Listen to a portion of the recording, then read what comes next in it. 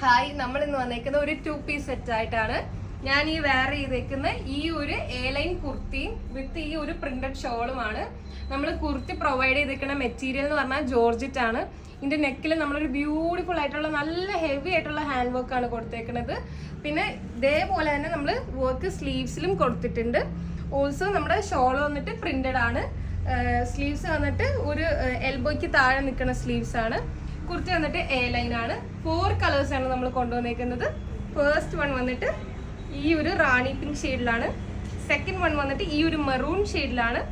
Third one വന്നിട്ട് ഈ ഒരു ടീൽ ബ്ലൂ ഷെയ്ഡിലാണ്.